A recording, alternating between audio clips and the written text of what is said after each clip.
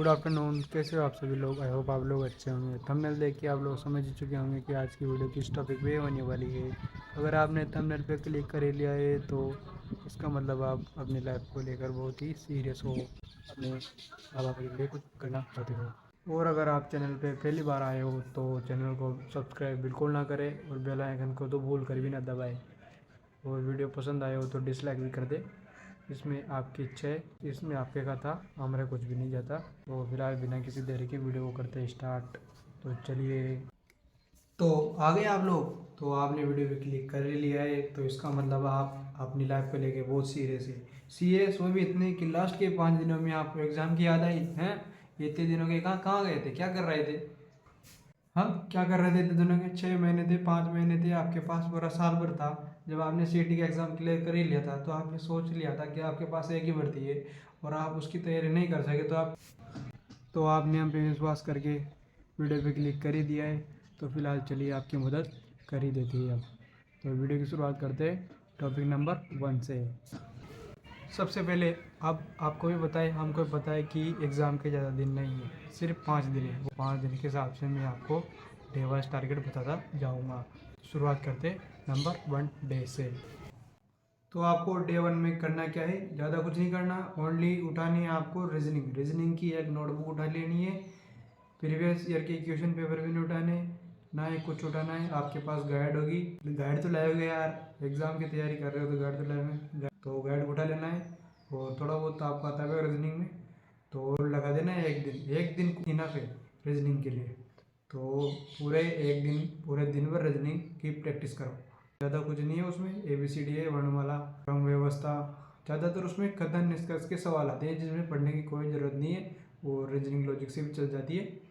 तो एक दिन पर्याप्त है रीजनिंग के लिए। आप एक दिन पढ़ोगे ना सुबह से शाम तक, तो रीजनिंग पूरी कंप्लीट हो जाएगी आपकी। तो चलते हैं डे 2 की तरफ। तो डे 2 में ज़्यादा कुछ नहीं करना आपको, रीजनिंग तो होएगी आपके। तो डे 2 में पढ़ना है आपको मैथ। गाइड में मैथ के सवाल भी होंगे, तो आपको रीजनिंग और मैथ बूस्ट करने में काफ़ी हेल्प करेगी। चलते हैं डे 3 पे। डे 3 में आपको कुछ नहीं करना, अपना रीजनिंग हो गया और मैथ हो गया। बच रहा है पावरफुल टॉपिक, जो है अपना कंप्यूटर, जो आपको नंबर बूस्ट करने में काफ़ी हेल्प करेगा, वो है अपना कंप्यूटर। तो गाइड उठानी है और लग जाने प्रीवियस ईयर के क्वेश्चन पढ़ने।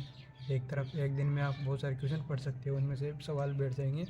और अगर आपके स्मार्टफोन के बारे में जानते हो, नॉलेज रखते हो, तो आपके लिए एक प्लस पॉइंट भी हो सकता है। काफ़ी है एक दिन कंप्यूटर के लिए। चलते हैं डे 4 की तरफ। तो डे 4 में हम बात करेंगे जो अपना बहुत ही मोस्ट पावरफुल, ज़्यादा और ज़्यादा अच्छे से नंबर देने वाले सब्जेक्ट के बारे में, वो है योजनाएं। बिकॉज आपको महिलाओं के बारे में जो कुछ अपराध वगैरह है ना, उसको साइड में रख देना है, बिल्कुल देखना भी नहीं है उनकी तरफ। अपना टाइम वेस्ट बिल्कुल नहीं करना, ठीक है ना, अपने पास क्योंकि टाइम बहुत कम है, इसलिए अपने को सिर्फ पढ़ना है योजनाएं। और योजनाएं ज़्यादा नहीं है गाइस, मुश्किल से 10-15 योजनाएं होगी। और उसमें भी क्या है, वो आएगा सन, कब कब प्रारंभ हुई और कौन से विभाग के अंतर्गत ये योजनाएं कार्य कर रही है। वो जिसमें से 5-6 योजनाओं के बारे में आप रोज़मर्रा की ज़िंदगी के अपने आसपास की योजनाएं पूरी, तो आप वैसे भी जानते होंगे उनको। फिर भी एक दिन ले लो पढ़ने के लिए। अपने को क्या है, नंबर जाने नहीं देने, नंबर को बड़े पकड़ के रखने अपनी मुट्ठी में, ठीक है ना। तो जब भी सिलेक्शन होगा तो योजना एक दिन के लिए पर्याप्त है। और फिर भी दिन बच जाता है तो आप क्या कर सकते हो, झपकी ले सकते हो, ठीक है। बड़ा नींद निकालो गाइस, ठीक है, ज़्यादा लोड लेने की कतई आवश्यकता नहीं है आपको। आप इन्हें भी टाइम बच रहा है तो दूसरी हिस्ट्री के पढ़ लेते, क्वेश्चन जीके के पढ़ लेते, नहीं ऐसे नहीं करना। ऐसे क्या है, पूरी लपटा बन जाता है, रावड़ी बन जाती है दिमाग में, कुछ भी याद नहीं रहता फिर ऐसे, ठीक है ना। तो अब चलते हैं डे 5 की तरफ। बहुत ही मोस्ट इम्पोर्टेंट डे होने वाला है, लास्ट का ये वाला। तो चलते हैं डे 5 की तरफ बिना किसी देरी के। तो गाइस डे 4 तक हमने बात कर ली थी, तो अब बात करते हैं डे 5 के बारे में, जो बहुत ही रिसर्च के बाद मैंने तैयार की है लिस्ट। तो ज़्यादा तो नहीं है, फिर भी बहुत ही कम है अपने लिए, एक दिन पर्याप्त है इसके लिए, ठीक है ना। तो डे 5 में अपन रखेंगे GK GS और हिस्ट्री को वगैरह वगैरह को, ठीक है ना। पॉलिटी वगैरह सब इसमें आएगी गाइस। बिकॉज क्योंकि इसमें मटेरियल बहुत ज़्यादा होता है और क्वेश्चन बहुत ही कम बैठते हैं इसमें, तो अपने को इसमें ज़्यादा उलझना नहीं है, मतलब टाइम वेस्ट नहीं करना है ना। बात करते हैं इंडिया की, तो इंडिया के भी क्वेश्चन आते हैं गाइस, है ना। तो उसके लिए अपने को ज़्यादा मोटी किताब नहीं पढ़नी, इंडिया के लॉजिक के हिसाब से ही तुक्का बैठ जाएगा अपना, तो ज़्यादा क्वेश्चन नहीं पढ़ना, इंडिया पे ध्यान भी नहीं देना। अपन 12th पास किए तो उसके हिसाब से आ जाएंगे, अपने इंडिया के क्वेश्चन बैठ जाएंगे, ठीक है।